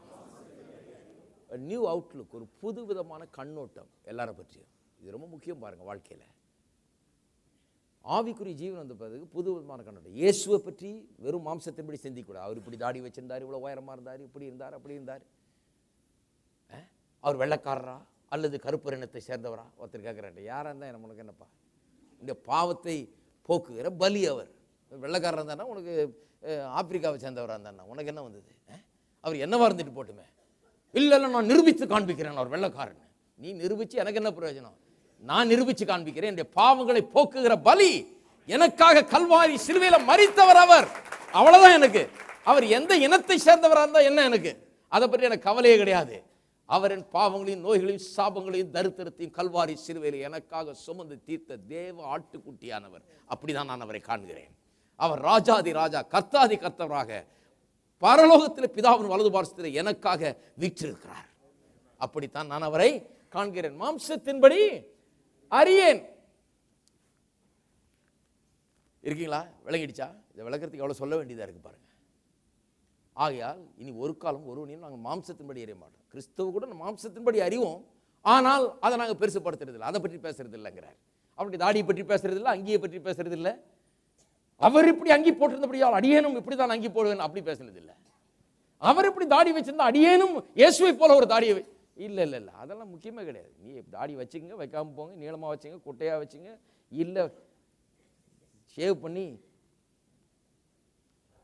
வழுக்கி ஆயிடுங்க, அதெல்லாம் ஒன்றும் கிடையாது. மாம்சத்தின்படி அறியும். இயேசுவை வார்த்தையினாலே அறிந்திருக்கிறீர்களா? Do you know him in the word? வார்த்தையை வாசித்ததன் மூலமாக, அதன் வெளிப்பாட்டை தேவ ஆவியானவர்களுக்கு கொடுத்ததன் மூலமாக இயேசு யார், அவர் என்ன, எதற்காக வந்தார், எதற்காக மரித்தார், எதற்காக உயிரோடு எழுந்தார், இன்றைக்கு என்ன பண்ணி கொண்டிருக்கிறார், அவருடைய வாக்குத்தத்தங்கள், எல்லா வாக்குத்தத்தங்களும் அவர் மூலமாக ஆம் என்றும் இருக்கிறதே. இதனுடைய காரியங்கள் எல்லாம் உங்களுக்கு விளங்கி விட்டதா? அது விளங்கலன்னா அவர் தாடியை பற்றியும் அங்கேயை பற்றியும் அவர் எந்த ஊர் எந்த இனம் இதை பற்றி விளங்கி ஒன்றும் பிரயோஜனமே கிடையாது. பாருங்க, பைபிள் காலேஜில் போதிக்கிறது கூட பாருங்க, நிறைய இந்த மாதிரி காரியங்களுக்குள்ளே போயிடுறாங்க. ஆனால் நாங்கள் அதுக்குள்ளே போகிறதில்லை, இதுக்குள்ளே போகிறோம். எதுக்குள்ள? அவரை குறித்த வெளிப்பாடு. அவர் யார், எதற்காக வந்தார், எதற்காக மரித்தார், எதற்காக, இதுதான் ரொம்ப முக்கியம். ஏனென்றால் அதுதான் நம்மை மாற்றக்கூடியதாக இருக்கிறது. மாம்சத்தின்படி அவரை அறிந்திருந்தாலும் இனி ஒருபோதும் அவரை மாம்சத்தின்படி அறிவோம். அப்போ பவுலுடைய நிருபங்களை வாசிக்கும் போது இயேசுவை குறித்த மாம்சத்தின்படி உள்ள விளக்கங்களை நீங்கள் அங்கே பார்க்க மாட்டீர்கள். ஹலோ, அவர் நட்டையா குட்டியார் நீங்க பேசுறாரு. அவர் நட்டையா இருந்தானே குட்டியா இருந்தானே, அவர் தடியா மெல்லிசான் பேசினார்? கிடையாது. அதெல்லாம் ஒன்றும் பிரச்சனை கிடையாது. அவருடைய தாடியை பற்றி எதை பேசினாரா? எல்லா பரிசுத்தவான்களுக்கும் ஒரு தாடி இருக்க வேண்டும், ஏனால் நம்முடைய அருமை இயேசுவுக்கு தாடி சொல்றாங்க. அது கிடையவே கிடையாது. வேற எதாவது வெளிப்புற தோற்றத்தை பற்றி எதாவது பேசுறாரா? ஒன்றும் கிடையாது. எதை பற்றி பேசுகிறார்? ஆவிக்குரிய சத்தியங்கள், அதை குறித்து தான் இங்கே பேசுகிறார். இருக்கீங்களா? அப்போ இயேசுவை அவருடைய வார்த்தையிலே, இந்த வார்த்தை கொடுக்கிற வெளிப்பாட்டின்படி அறிய வேண்டும். நம்மையும் வார்த்தையிலே வார்த்தை கொடுக்கிற வெளிப்பாட்டின்படி அறிய வேண்டும். இருக்கீங்களா? இருக்கீங்கன்னா ஆமேன்னு சொல்லுங்க. அங்கே இருக்கிற அந்த பெரியவர் கேட்டார் பாருங்க, அதை இருக்கீங்களாங்கிறீங்களா ஐயா, நான் என்ன பார்த்தே கேட்குற மாதிரி இருக்குங்க. இப்படியெல்லாம் சிலர் கேட்டுட்டு இருக்கிறாங்கன்னு எனக்கு தெரியாது. இன்னும் ஞாபகத்தில் வச்சுக்கிறேன். நீங்கள் மட்டும் இருக்கீங்களான்னு இல்லை, அவங்களும் சொல்கிறேன். டிவியில் பார்க்குறவங்க மாம்சத்தின்படி அறியேன். பின்ன எப்படி அறிகிறது? இப்படி இருக்க. எப்படி இருக்க? இனி நாங்கள் ஒருபோதும் யாரையும் மாம்சத்தின்படி பார்க்காதனால, ஒரு ஆவிக்குரிய வெளிப்பாட்டின் கண்களோடு பார்க்கிறபடினால, தேவனுடைய வார்த்தையில் கொடுக்கப்பட்டிருக்கிற அந்த வெளிப்பாடு தேவனுடைய ஆவியானவர் எனக்கு அருளி இருக்கிறபடினாலே இப்படி இருக்க. இனிமேல் நாங்கள் அப்படி பார்க்கறது இல்லை, இப்படி பார்க்கறதுனால இப்படி இருக்க. ஒருவன் கிறிஸ்துவுக்குள் இருந்தால் அவன் புது சிருஷ்டியாயிருக்கிறான். ஆஹா, இப்போ இதைத்தான் சொல்ல போறேன் வர்ற 1-2 வாரங்களுக்கு. ஒருவன் கிறிஸ்துவுக்குள் இருந்தால் அவன் புது சிருஷ்டியா. இது பார்க்குற வரைக்கும் நான் விட போகிறதில்லை. நீங்கள் இந்த படத்தை உங்களுடைய இருதயமாகிய இந்த நெஞ்சில் வரைகிற வரைக்கும் நான் விட போகிறதில்லை. உள்ளத்தில் அந்த அழியாத விதத்தில் இந்த வார்த்தைகளை உங்களுக்கு சொல்லி, வெளிப்பாட்டை உங்களுக்கு போதித்து, நீங்கள் ஒரு புது சிருஷ்டியாக இருக்கிறீர்கள், பழையவைகள் ஒளிந்து போயின, எல்லாம் புதிதாயின என்பதை விளக்க போகிறோம் பாருங்க. எல்லாம் புதிது ஆயின. ஒரு புது சிருஷ்டியாக இருக்கிறான்னு சொல்லப்பட்டிருக்கு. புது சிருஷ்டினா என்ன? தேவன் முதல்ல மனுஷனை சிருஷ்டித்தார். என்ன சொன்னார்? மனிதனை நம்முடைய சாயலும் சாயலின்படியும் ரூபத்தின்படியும் உண்டாக்குவோமாக. உண்டாக்குவோமாக என்ற வார்த்தை. அப்புறம் 28ஆம் வசனத்தில், ஆதியாகமம் 1:26 அப்படி சொல்லியிருக்கு. 28ஆம் வசனத்தில் இப்படி சொல்லியிருக்கு. தேவன் மனுஷனை சிருஷ்டித்த 27ஆம் வசனத்தில் 28ஆம் வசனத்தில் இப்படி சொல்லியிருக்கு. அவனை சிருஷ்டித்த பிறகு அவனை வாசிப்போம். ஆதியாகமம் 1:26 பாருங்க. பின்பு தேவன் நமது சாயலாகவும் நமது ரூபத்தின்படியும் மனுஷனை உண்டாக்குவோமாக. எல்லாம் சொல்லுங்க, உண்டாக்குவோமாக. உண்டாக்குவோமாக என்ன அர்த்தம்? இதுவரைக்கும் மனுஷன் இருந்ததில்லை. இப்போ முதல் முறையாக மனுஷனை உண்டாக்குகிறார். Is created now.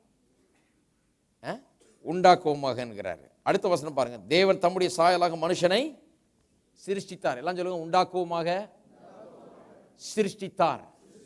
சிருஷ்டித்தார்னா என்னென்ன அர்த்தம்? மனுஷன் இல்லை, இப்போதான் அவனை சிருஷ்டித்து இருக்கிறார். இல்லையா? சிருஷ்டித்து இருக்கிறார். ஆதாமை சிருஷ்டித்த பிறகு வேற ஏதாவது மனுஷனை சிருஷ்டித்தாரா? கிடையாது. ஆதாமுக்கு பிறகு மனுஷர்கள் எல்லாம் என்ன பண்ணாங்க? அவனுக்கு பிறந்தவர்கள். அதற்கு பிறகு மனுஷன் சிருஷ்டிக்கப்படவில்லை. அப்ப சிருஷ்டித்தார், உண்டாக்கினார் என்பதெல்லாம் அந்த ஆதியாகமத்தில் முதல் மனுஷன் உண்டாக்கப்படுவதற்கு முன்பதாக முதல் மனுஷனை உண்டாக்கும் போது சொன்ன வார்த்தைகள்.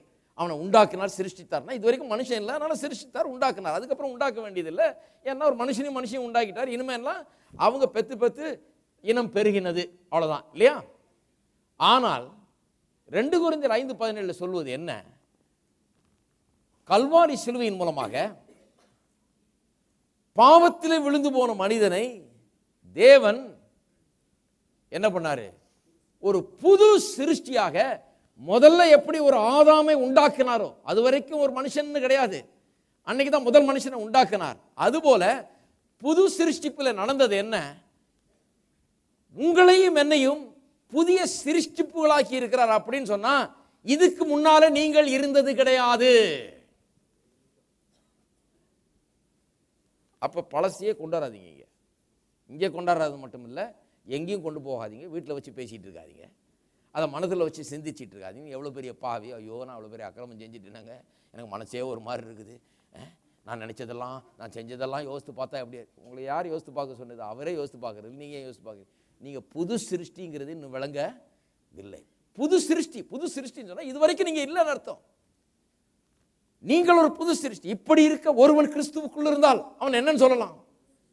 அவன் கொஞ்சம் அங்கங்க சொட்டை இருந்ததுங்க, அங்கங்க கொஞ்சம் போய் வந்ததெல்லாம் இருந்தது, அங்கே இந்த பாவம் இருந்தது, சிகரெட் இருந்தது, பீடி இருந்தது, குடி இருந்தது, அது இருந்தது, இது இருந்தது, எல்லாம் கொஞ்சம் தட்டி கிட்டி பெயிண்ட் அடித்து கொஞ்சம் நல்லா ஷேப்புக்கு கொண்டாந்துருக்கிறோம். கிடையாது கிடையாது, அப்படி சொல்ல வேதம். அது மத போதனைகள். அது உலகத்தில் பல விதத்தில் திருத்துறாங்க. ஆளை ஜெயிலில் போட்டு திருத்துறாங்க, அடித்து திருத்துறாங்க, என்னமோ பண்ணியெல்லாம் திருத்துறாங்க, ஃபைன் போட்டு திருத்துறாங்க, எல்லாம் பண்ணி திருத்துறாங்க. புது சிருஷ்டிப்பு. தேவன் அந்த மாதிரி திருத்துற வெள்ளம் பண்ணல. என்ன பண்ணியிருக்காரு? ஒருவன் கிறிஸ்துவுக்குள் இருந்தால் அவன் புது சிருஷ்டியா இருக்கிறான். புது சிருஷ்டியா இருக்கிறான்னு சொன்னா இதுவரைக்கும் இப்படி ஒரு ஆள் இருந்ததே கிடையாது. இவனை புதுசா புது சிருஷ்டிப்பாக அவனை உண்டாக்கி இருக்கிறார். நீங்க சொல்லலாம், ஐயோ என்ன அப்படி சொல்லிட்டீங்க, நான் ரட்சிக்கப்பட முன்னால இருந்த அதே ஆள்.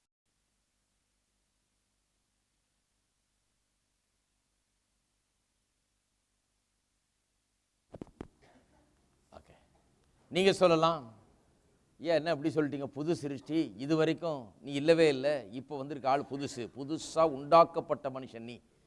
ஆதியிலே எப்படி தேவன் ஆதாமை உண்டாக்குனாரோ அதுபோல நீ உண்டாக்கப்பட்டிருக்கிறாய், சிருஷ்டிக்கப்பட்டிருக்கிறாய்ன்னு சொல்லிட்டீங்களே. அப்படி அந்த விதத்தில் என்ன சிருஷ்டித்தார்னா அது எப்படி உண்மையாகும்? நான் இன்னைக்கும் அன்னைக்கு இருந்த ஆளாக தானே இருக்கிறேன். நேற்று தான் ரட்சிக்கப்பட்டேன், முந்தா நாள் ரட்சிக்கப்படாமல் இருந்தேன், முந்தா நாள் இருந்த அதே ஆள் தானேயா நான், என்ன விதத்தில் மாறினேன்னு கேட்கலாம். அங்கே தான் புரிஞ்சுக்கல நீங்கள். இப்போ திருப்பி என்ன பண்ணுறீங்க? மாம்சத்தின்படி அறிந்து வைத்திருக்கீங்க. ஐயா என்ன போய் புது சிருஷ்டின்றீங்க, பழையெல்லாம் ஒளிஞ்சு போயிடுச்சுன்றீங்க. எங்கே பழைச்சு ஒளிஞ்சதுங்க? அந்த கடன் அப்படியே இருக்குது, அந்த மனைவி பிரச்சனை அப்படியே இருக்குது, இந்த புருஷன் பிரச்சனை அப்படியே இருக்குது, என் பண பிரச்சனை அப்படியே இருக்குது, என் வியாதி பிரச்சனை அப்படியே இருக்குது, எனக்கு வந்த எல்லா பிரச்சனைகளும் அப்படியே இருக்குது. நீங்கள் என்னென்னா பழையவளையெல்லாம் ஒளிந்து போய் என்னன்னு சொல்லிட்டீங்க, எல்லாம் புதிதாக என்னன்னு எப்படியா சொல்லலாம்? கொஞ்சம் கூட அதெல்லாம் ஒரு மாற்றமும் காணவே இல்லை. எப்படி நீங்கள் பழசெல்லாம் ஒளிந்து போய்? நான் சொல்லுங்க, பைபிள் சொல்லுது, விளக்குறேன் இருங்க. ஒருவன் கிறிஸ்துவுக்குள் இருந்தாலும் அவன் புது சிருஷ்டியாக இருக்கிறான், பழையவைகள் ஒளிந்து போயினா எல்லாம். நீங்கள் சொல்லுங்க, என்னுடைய முகம் அதே தான் இருக்குது, கை காலெலாம் அப்படியே தான் இருக்குது, முன்ன இருந்த வியாதி அப்படியே இருக்குது, முன்ன இருந்த தோல்வியும் அப்படியே இருக்குது, முன்ன இருந்த கடனும் அப்படியே இருக்குது, முன்ன இருந்த குடும்பமும் அப்படியே இருக்குது, ஒன்றும் மாறலைங்களே. எல்லாம் மாறாமல் எல்லாம் பழையவெல்லாம் ஒளிந்து போயினா எல்லாம் புதிதாயினு எப்படி சொல்கிறீங்க? புது சிருஷ்டின்னு எப்படி சொல்கிறீங்க? இப்போ தான் மாம்சத்தின்படியே தான் பார்த்துட்டு இருக்கீங்க உங்களை. என்றைக்கு உங்களை மாம்சத்தின்படி பார்க்கறது நிறுத்துறீங்களோ அன்றைக்கி தான் புது வாழ்க்கை ஆரம்பிக்க போகிறது. புது விதமாக நீங்கள் உங்களை காண ஆரம்பிக்கும் போது தான் உங்களுடைய வாழ்க்கையை வித்தியாசமாக பார்ப்பீங்க. நீங்கள் யார் என்பதை கண்டு அறிந்து கொள்ள ஆரம்பிப்பீர்கள். மாம்சத்தின்படி தான் பார்த்துட்டு இருக்கீங்க. இதெல்லாம் சொன்னீங்கன்னா விளங்கலன்னு அர்த்தம். இன்னும் அநேக கிறிஸ்தவர்கள் இப்படி தான் இருக்கிறாங்க பாருங்க. சொல்றாங்க, நான் அப்படியே தானங்க இருக்கிறேன், என்ன வித்தியாசம் இருக்குது? ஐயோ நீங்க வெளியே எப்படி இருக்கிறீங்கன்னு சொல்றது இல்லைங்க. நான் உங்க பண பிரச்சனைலாம் என்ன ஆச்சுன்னு சொல்லலை, உங்களுடைய நோய் என்ன ஆச்சுன்னு அதை பற்றி இல்லை, இது உங்களுடைய சரீரத்தில் என்ன ஆச்சுன்றதை பற்றி இல்லை, உங்களுடைய குடும்பத்தில் என்ன ஆச்சுன்றதை பற்றி இல்லை, உங்களுடைய ஆவிக்குள்ளாக என்ன ஆச்சு என்கிறதை பற்றிய படம் இது. உங்களுடைய உள்ளான மனிதனிலே ஆவி மனிதனாகி உங்களுக்குள்ளே ஆவியாய் இருக்கிற நீங்கள் முன்னே இருளடைந்திருந்தீர்கள், கிறிஸ்து அல்லாதவர்களாக இருந்தீர்கள், கிறிஸ்துவுக்கு தூரமாக இருந்தீர்கள், கிறிஸ்துவோடு இணைக்கப்படாதவர்களாக இருந்தீர்கள், துண்டிக்கப்பட்டிருந்தீர்கள், அவரோடு உறவு இல்லை. இப்பொழுது புது சிருஷ்டியாய் இருக்கிறீர்கள். எத்தனை பேர் இன்றைக்கு புது சிருஷ்டியா இருக்கிறீங்க? சரிங்க, ஆனால் வெளியே ஒன்றுமே அதை தான் பேசாதீங்க. இப்போ அதுக்கு வருவோம் அடுத்தது. சாயங்காலத்தில் அதை பேசிகிட்டு இருக்கிறேன், இங்கேயும் பேசுவோம் கொஞ்சம். வெளியில ஒண்ணும் மாறல, உள்ள கவனிங்க. உள்ள என்ன இருக்குதோ அதான் வெளியே வரப்போகுது. உன் இருதயத்தை எல்லா காவலோடும் காத்துக்கொள்ள, அதிலிருந்து ஜீவ ஊற்று புறப்படும். வெளியில உங்களுடைய சரீரத்திற்கும் உங்களுடைய ஆத்மாவுக்கும் உங்களுடைய குடும்பத்துக்கும் உங்களுடைய பொருளாதாரத்துக்கும் வரக்கூடிய நல்வாழ்வு எங்கிருந்து வரப்போகுது? இந்த புது சிருஷ்டிங்கிற அந்த அப்ரோச் எடுக்கும்போது தான் வரப்போகிறது. நீங்க என்னைக்கு இந்த பழைய சிருஷ்டியை பிடிச்சி தொங்கிட்டு இருக்கிறீங்களோ அது வரைக்கும் இது மாறவே போறதில்லை. அதுல பழையவருடைய இருதயம் இந்த புது சிருஷ்டியில எஸ்டாப்ளிஷ் ஆகல, உறுதியா இல்லை. இருக்கீங்களா? அவனுடைய இருதயம் உறுதியா இருக்கும். எல்லாம் சொல்லுங்க, அவனுடைய இருதயம். நிறைய பேருடைய இருதயம் இன்னும் இந்த புது சிருஷ்டிப்புல உறுதி ஆகலைங்க. புது சிருஷ்டினா என்னன்னு கண்டுக்கவே இல்லை. அவங்க இன்னும் அவர்கள் அதை அறிந்து கொள்ளவே இல்லை. அந்த சப்ஜெக்டுக்கே இன்னும் வரல. நிறைய கிறிஸ்தவர்கள் இன்னும் இந்த சப்ஜெக்டுக்கே வரவே இல்லை. புது சிருஷ்டினா என்னன்னு தெரியாது அவங்களுக்கு. கொஞ்சம் யோசித்து பாருங்க. அப்ப அவன் இருதயம் எதுல உறுதியா இருக்குது? நான் ஒரு ஏழை பாவி, அருகதையற்றவன், நான் ஒரு குப்பை, நான் ஒரு தூசி, இதுல ரொம்ப உறுதியா இருக்கிறாங்க. அவங்க கோயிலுக்கு போனோம்னா அங்க பாட்டும் அப்படிதான் இருக்குது. நான் ஒரு குப்பை, நான் ஒரு தூசி, நான் ஒரு புழு. இந்த புழுவுக்கு கர்த்தாவே நீர் இறங்கி நீர், இப்படிதான் பாட்டெல்லாம் இருக்குது. அப்ப இந்த புழுன்றது இன்னும் உறுதியாயிடுது இருதயத்தில். இந்த புழு புழு புழுன்னு சொல்லி சொல்லி அது இன்னும், அதுக்கு தான் இந்த இமேஜினேஷன் அப்புறம் மெடிடேஷன் பற்றிலாம் பேச போகிறேன் சாயங்காலத்தில். எப்படி இருதயத்தை உள்ள போகுது விஷயங்கள், என்னத்தை இருதயத்துக்குள்ளே வைக்கிறோங்கிறது, என்ன இருதயத்துக்குள்ளே போகிறது என்கிறது சுலபமாக தெரிஞ்சுக்கலாம். என்ன மனதில் இருக்கிறது என்பதை பொறுத்து இருக்குது. என்ன மனதில் இருக்கிறது என்கிறத எப்படி தெரிஞ்சுக்கலாம்? ஒன்றும் இல்லை, கண்ணை மூடிட்டோன்னே என்ன பார்க்குறீங்க? நீங்கள் உங்களை எப்படி பார்க்கிறீர்கள்? உங்களை பலவீனராய் காண்கிறீர்களா? ஒன்றுத்துக்கு உதவாதவர்களாய் காண்கிறீர்களா? உங்களை சிறியவர்களாய் அற்பர்களாய் காணுகிறீர்களா? உங்களை ஒன்றுமில்லாதவர்களாய் காணுகிறீர்களா? உங்களை அருகதையற்றவர்களாய் காண்கிறீர்களா? உங்களை குறித்த காட்சி, இமேஜினேஷன் உங்களுக்குள்ள எப்படி இருக்கிறது? அதுதான் உங்களுடைய இருதயத்துக்குள்ள போகிறது. அங்கதான் இறங்க போகுது. அங்க வந்துட்டு என்ன இருக்குதோ இமேஜினேஷன்ல உங்களுக்கு என்ன இருக்கு? கண்ணை மூடின பிறகு உங்களுக்கு என்ன இருக்குதோ, கண்ணில் நீங்க எதையும் பார்க்காத நேரத்தில் உங்களுடைய இமேஜினேஷன்ல கற்பனையில என்ன வேலை செய்கிறதோ அதுதான் உங்களுடைய இருதயத்தில் நாளைக்கு இருக்க போகிறது. இருக்கீங்களா? அதனாலதான் இயேசு சொன்னார், ஒருவன் ஒரு ஸ்திரியை இச்சையோடு பார்த்தால் அவளோட அவன் இருதயத்திலே விபச்சாரம் செய்தாயிற்று. இருதயத்தில் பண்ணியாச்சு. இன்னும் ஒன்று விபச்சாரம் பண்ணல, இருதயத்தில் பண்ணியாச்சுன்றார். ஏன்னு சொன்னா இது கற்பனையில் ஆரம்பிக்கிறது. இந்த கற்பனையில் இருக்கிறது நிச்சயமா இருதயத்துக்குள்ள போகும். ஏன்னா அதான் ரூட்டு. கற்பனையில எதை வைக்கிறோமோ, எதை எண்ணிக்கொண்டிருக்கிறோமோ, நம்முடைய அருகதையற்ற தன்மையை, நம்முடைய பாவத்தை, நம்முடைய குறைவை, நம்முடைய தாழ்ச்சியை, நம்முடைய ஒன்றுமில்லாததை, நம்முடைய பயத்தை, நம்முடைய சந்தேகத்தை எண்ணிக்கொண்டிருந்தால் அந்த கற்பனையில் இருக்கிறது தான் இருதயத்துக்குள்ள போக போறது. இருதயத்தில் இருக்கிறது நிச்சயமாக அப்படியே வாழ்க்கையில வந்துடும். அப்ப இருதயத்தில் வந்துருச்சுன்னா நடந்துருச்சுன்னு எண்ணிக்கலான்றார்.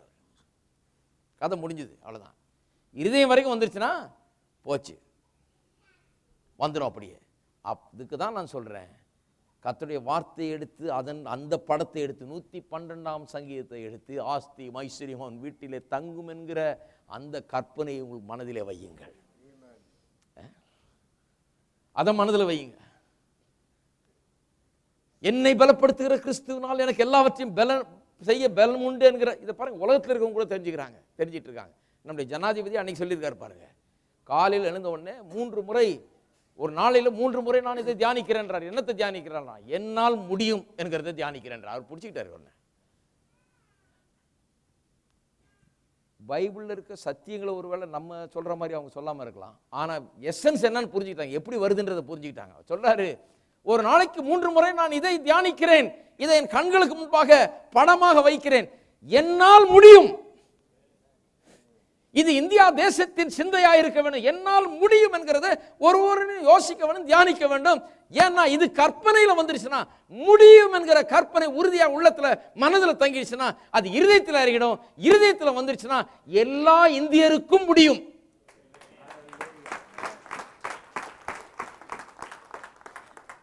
இது பைபிள் சத்தியம்.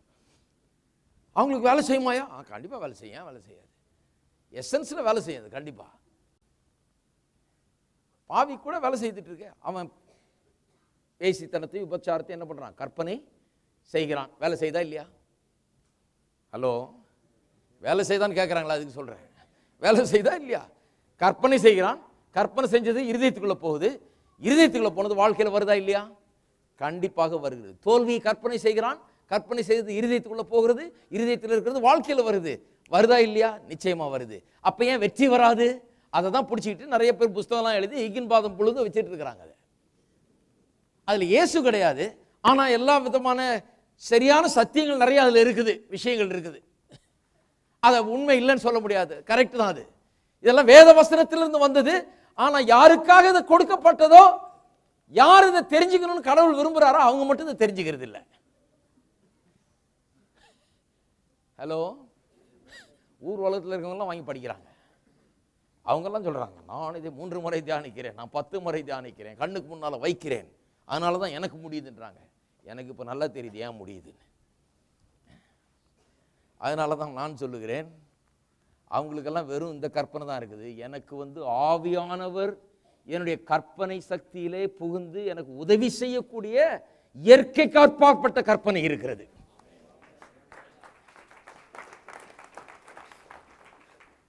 அவங்க கற்பனைக்கு நம்ம கற்பனைக்கு கொஞ்சம் வித்தியாசம் இருக்குது. அவங்க கற்பனைக்கு சூப்பர் நேச்சுரல் ஹெல்ப் கிடையாது. அந்த கற்பனையில் ஏதோ மனுஷிகமாக கற்பனை பண்ணுகிறாரு, நல்லது. அந்த கற்பனை இருதயத்தில் போகும், இருதயத்தில் இருக்கிறது வாழ்க்கையில் வரும். ஆனால் எனக்கு இயற்கைக்கு அப்பாற்பட்ட விதத்திலே கற்பனை செய்யக்கூடிய சக்தி இருக்கிறது. தேவனால் கற்பனைகள் எனக்கு அருளப்படுகிறது, எனக்கு கொடுக்கப்படுகிறது. தேவனால் எண்ணங்கள் என்னுடைய மனதிலே உதிக்கிறது, உண்டாகிறது. தேவனே எனக்கு அதை தருகிறார். விருப்பத்தையும் செய்கையும் உண்டாக்குகிறவர் என்று வேதம் சொல்லுகிறது. அப்ப விருப்பங்களை, ஆசையின் வடிவிலே எண்ணங்களை தேவன் எனக்கு கொடுக்கிறார். என்னுடைய தேவன் என்னை நேசிக்கிறபடினாலே நான் என்னவா இருக்க வேண்டும் என்கிறதை குறித்த எண்ணங்களை எனக்குள் தந்து கொண்டிருக்கிறார். அது ஒரு நதி போல் பாய்ந்து கொண்டிருக்கிறது. இதுதான் எனக்கு அவருக்கு இருக்கிற கனெக்ஷன். எண்ணங்கள் அவரிடத்திலிருந்து எனக்கு வருகிறது, அவருடைய வார்த்தையின் வெளிப்பாட்டின் மூலமாய் வருகிறது, ஆவியானவரின் வெளிச்சத்தின் மூலமாய் வருகிறது. அப்ப நம்ம அதை விட ரொம்ப பெரிய கற்பனையில் ஈடுபட்டு இருக்கணும். ஆனா கிறிஸ்தவர்கள் அதில் ஈடுபடுறாங்களா? சொல்லுவாங்க. அவங்க என்ன சொல்லுவாங்க? அங்க போறீங்களா? அவர் எல்லாம் உலக பிரகாரமான காரியங்களை பேசி கொண்டிருக்கிறார், நாங்களோ நித்தியத்தை குறித்து பேசி கொண்டிருக்கிறோம். நாங்க என்ன பத்தியமா பேசிட்டு இருக்கிறோம்? இங்க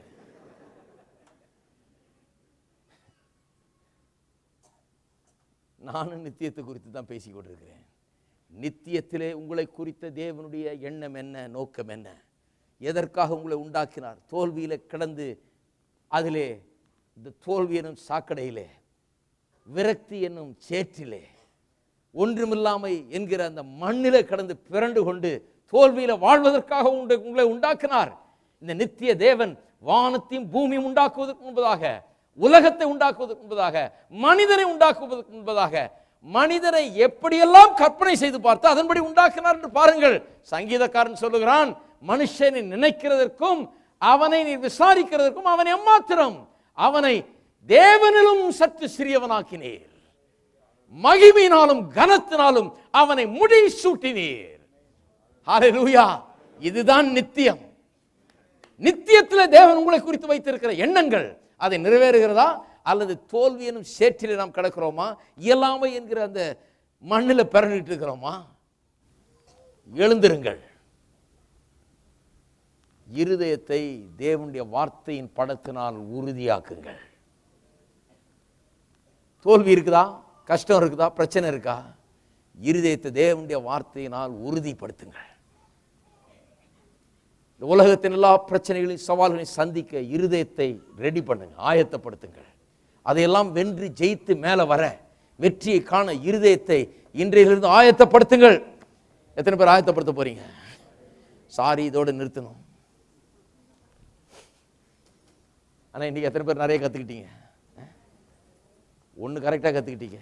இனி ஒரு காலம் யாரையும் மாம்சத்தின்படி, என்னையும் மாம்சத்தின்படி பார்க்கறது இல்லை, இயேசுவையும் மாம்சத்தின்படி பார்க்கறது இல்லை. இது புரிஞ்சுக்கிட்டு இதில் ஆரம்பிச்சிட்டோம்னா கரெக்டாக போயிடும். இனிமே எப்படி பார்க்க போகிறேன்? கர்த்தருடைய வார்த்தை கொடுக்குற வெளிப்பாட்டின்படி நான் என்னையும் இயேசுவையும் ஆவிக்குரிய காரியங்களையும் வெளிப்பாட்டின்படி பார்க்க போகிறேன். அந்த வெளிப்பாடு நம்மை மாற்றி அமைக்கும். ஆமென்.